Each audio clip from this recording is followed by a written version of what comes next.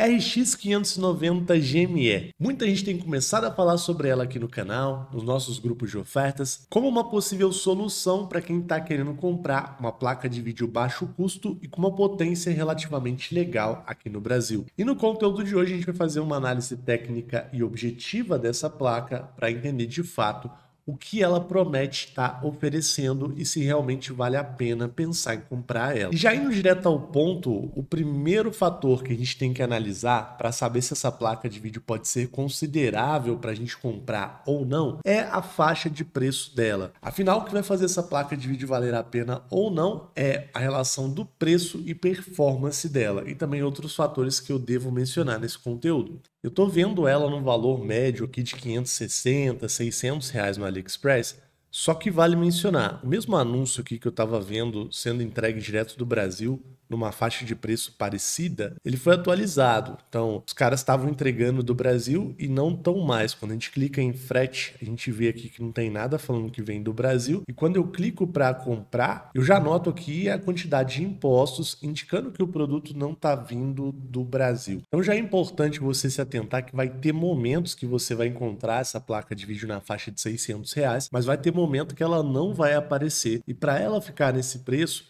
ela tem que estar com entrega no Brasil. Geralmente, quando a gente marca aqui na lateral do AliExpress o local de envio do Brasil, ele meio que já faz essa filtragem. E hoje, por exemplo, o dia que eu estou gravando, o único anúncio que entregava do Brasil não entrega mais. Vale mencionar que a RX 590 que a gente acha no AliExpress é a versão GME. E se a gente der uma conferida no site do Tech Power Up, que é referência mundial em placas de vídeo, você vai ver que ela é uma placa de vídeo que entrega 2% a menos de performance do que a RX 590, a versão natural dela, né? Ou seja, a versão que foi comercializada no Brasil. Mas aqui a gente também consegue ver que ela é uma placa de vídeo mais poderosa, por exemplo, do que a RX 5500 XT, sendo 5% mais forte, do que a 6500 XT, do que a GTX 1060, do que a RX 570, obviamente. E obviamente, né, que ela também é mais forte que a RX 580 chinesa, que na verdade vai entregar um desempenho próximo a uma RX 470. Então a gente está falando aí de praticamente 20 e poucos por cento de performance a mais. Sendo uma placa de vídeo que, por exemplo, comparado com uma 1660, é uma placa de vídeo apenas 8% mais fraca. Então aqui a gente tem uma placa de vídeo que tem uma diferença de performance considerável em relação à placa mais baratinha que a gente acha com a melhor performance, que é a RX 580, e que às vezes aparece na mesma faixa de preço. Analisando por aí friamente, sem ficar fazendo muita delonga, a gente já entende que quando ela aparece em oferta, talvez compense bem mais comprar ela do que a RX 580. Só que a RX 590 GME, na época que ela foi lançada, que é lá em meados de 2020, da série Polaris 20 da AMD e tudo mais, ela era uma placa de vídeo para atingir a performance máxima que a AMD poderia trazer naquela época, ou bem próximo, né, da 590, que era o auge da AMD. Por isso, ela é uma placa de vídeo que tem um TDP um pouco alto, que é de 175 watts. TDP é uma grandeza que correlaciona consumo energético versus aquecimento, mas ainda assim, pelos padrões atuais, com uma fonte de 450 watts, você já consegue usar essa placa numa boa.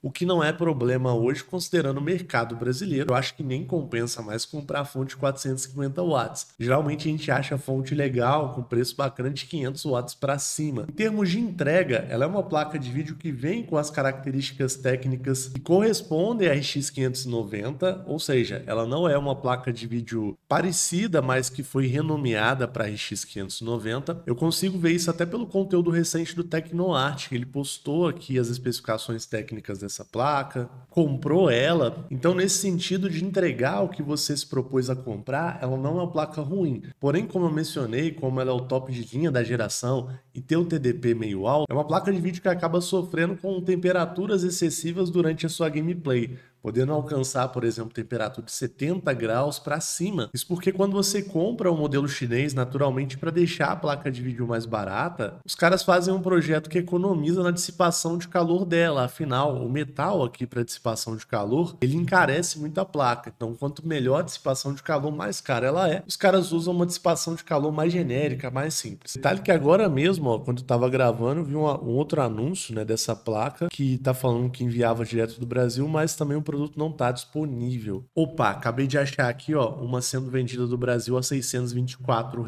da Maxan. Vou até deixar o link dela na descrição para você. Mas é importante que você entenda que ela vai ser uma placa de vídeo que vai trazer uma performance além da RX 580, além de uma GTX 1650, de uma RX 6400, ela vai ser uma opção palpável se a gente comparar em relação às outras placas, mas se a gente lembrar os preços das placas no passado, eu acho que a gente vai ficar com um gosto ruim na boca, que a gente vai entender que acabou os preços das placas extremamente baratinhas, tá bem difícil de achar. E você, querendo ou não, vai ter que acabar lidando com isso, que é o mais barato que a gente encontra, trazendo mais performance, se a gente considerar a categoria de entrada de placa de vídeo para quem está querendo montar um PC realmente baratinho, mas que ainda dá conta de rodar quase todos os jogos. Por que eu falei quase todos os jogos? Antigamente, uma RX 580 mesmo, questão de poucos meses atrás, dava conta de rodar tudo. Porém, eu mesmo já produzi vários conteúdos agora em janeiro falando sobre a evolução das placas de vídeo e o mercado de games que também está começando a acompanhar essa evolução. Logo, logo alguns jogos não vão rodar com a RX 590. A gente já tem um exemplo do novo Indiana Jones que só roda, por exemplo, se você tiver uma placa de vídeo que tem o RTX. Uma placa de vídeo que você vai estar comprando hoje, ela vai dar conta de rodar quase tudo que já foi lançado. Você vai rodar vários títulos bons, mas eu não posso garantir que ela vai ter uma boa longevidade para rodar vários títulos no futuro. Em termos de longevidade também do hardware da placa de vídeo, fica complicado eu dizer para você que ela vai durar 10, 11 anos, por exemplo, ou até mesmo dizer que ela vai durar mais que 5 anos, porque quando você compra uma placa de vídeo chinesa como essa, você está comprando uma placa de vídeo que infelizmente tem o chip gráfico reaproveitado, ela foi uma placa de vídeo refeita pelo chinês, e naturalmente também economizaram nos outros componentes eletrônicos da placa, né? Ela foi toda fabricada para ser uma placa barata para vender mesmo para o público de países submergentes como o nosso. Então, se você me perguntar, por exemplo, no anúncio que eu achei aqui, ó, R$ 624, se ela é uma boa placa de vídeo para comprar, sinceramente eu considero uma opção interessante.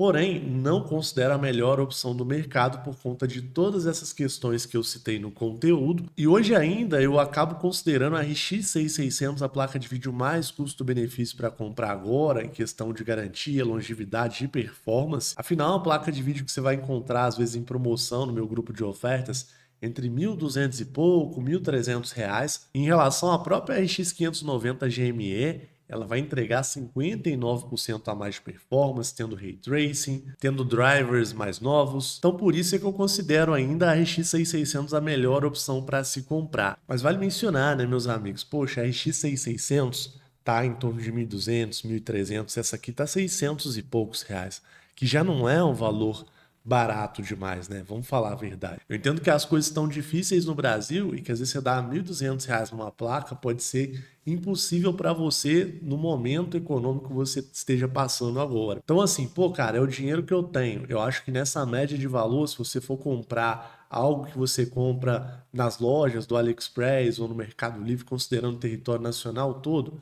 eu acho uma boa opção. Porém, vale mencionar, eu até mesmo comentei em um vídeo, né, que eu estava mostrando as novas formas de comprar a placa de vídeo barata no Brasil, que tem hora que as pessoas estão achando mais custo-benefício em comprar produtos usados, tá? No Facebook Marketplace, no OLX, e talvez você acha nessa faixa de preço uma 1660, 1660 Super, que acaba sendo mais placa, comprando em sites de usados. Então isso eu não posso deixar de falar com você. E essas estão sendo as opções do momento, para falar a verdade. Eu mesmo vou até comprar essa placa aqui, a gente vai fazer um teste na prática dela, em jogos e tudo mais, mas eu não podia perder tempo para trazer essa análise, essa opinião prévia para você, até porque se você está querendo economizar, eu tenho certeza que a minha análise vai te ajudar demais.